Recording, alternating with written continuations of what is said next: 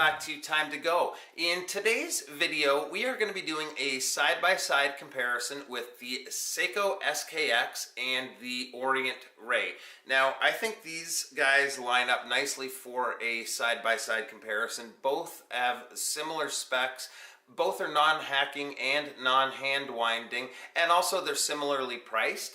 Now, before I spin the camera around, I do have to say this was a lot harder than I thought to do this type of video. I do love both of these watches, but let's turn the camera around and we'll take a closer look.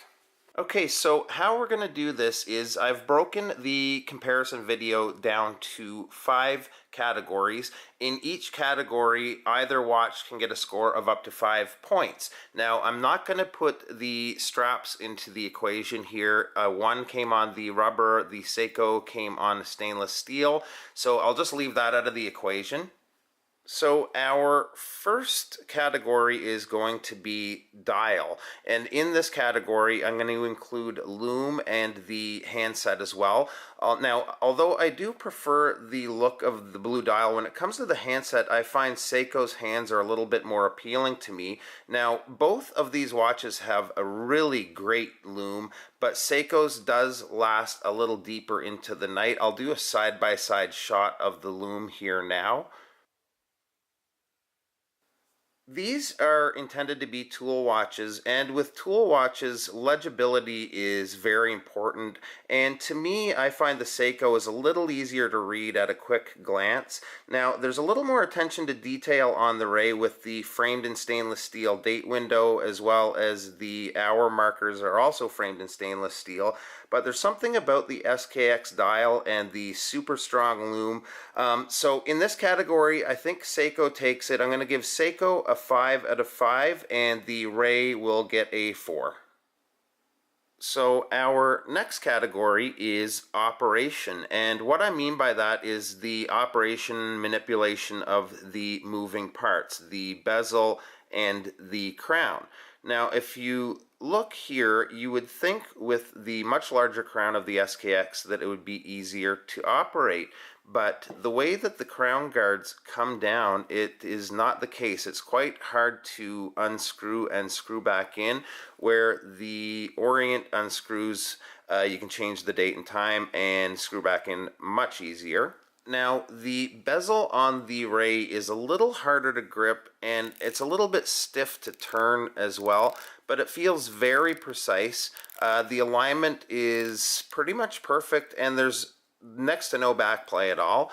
The SKX, on the other hand, is much easier to grip, but when you turn it, it almost feels sloppy. Not precise at all, and there's quite a bit of back play. So in this category, I think I'm going to give this one to the Ray with 4 out of 5 points and the SKX with a 3 out of 5. Our next category is going to be the movement. Now, both movements are in-house, with the Ray using Orient's caliber 46943 and the Seiko using the famous 7S26 movement. They are both keeping roughly the same time, but I think the only advantage to be had is that the Seiko movement allows you to adjust the day with the crown, where the Ray requires you to make the adjustment with the pusher here at the 2 o'clock position. Now, both of them are great movements, but in this case, the advantage goes to the Seiko, where I'm going to give it a 5 out of 5, and the Orient will get a 4 out of 5. In this category, we are talking about the case. Now, I've taken both of these watches off of their straps so we can take a closer look. The first thing we're going to talk about is finish. Now, both of these watches have both brushed and polished finishes, and I can't really give one the advantage over the other. They are both nicely finished, but very similar in quality to me. Now, as far as design, I think that the Seiko definitely takes that part of this category. I just love how the case is rounded down towards the wrist. It would have been nice if the the crown guards were shaped a little bit different so it was easier to grip, but there's no way that the Orient compares when it comes to design. They are a little bit more of a generic looking case in my opinion. Still a very nice case, but Seiko to me is just much more unique. Now onto the case back. The Orient has a very nice little dolphin logo. It's etched onto the case back where the famous tsunami wave logo is deeply engraved. So again, I think Seiko has the advantage there as well. So I'm going to give Seiko a 5 out of 5 on the case, and the Orient will give a 4 out of 5. Alright guys, so for the last category, I'm coming in with an epic double wrist shot here. So this category I'm calling on the wrist, and this is a bit more of a general overall opinion of the watches. I think if the average person was to be picking between the two, they would likely go for the Orient. It's a little bit blingier than the SKX, where the SKX is more of a straight tool watch. Now, I do find that the Ray can be a little bit more versatile. Like, you can use it as a tool watch. Also, you can dress this one up a little easier than the SKX. But with the SKX unique design and its iconic status in the watch world, the SKX, in my opinion, takes this category.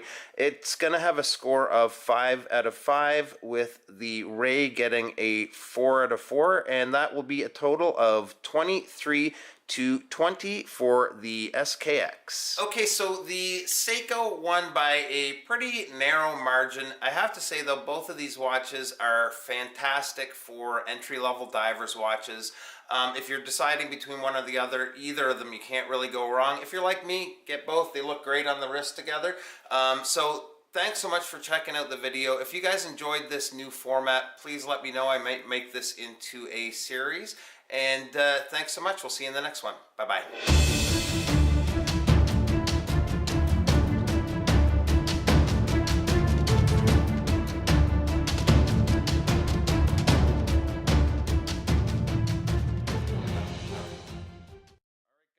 Coming in hot with a double wrist shot.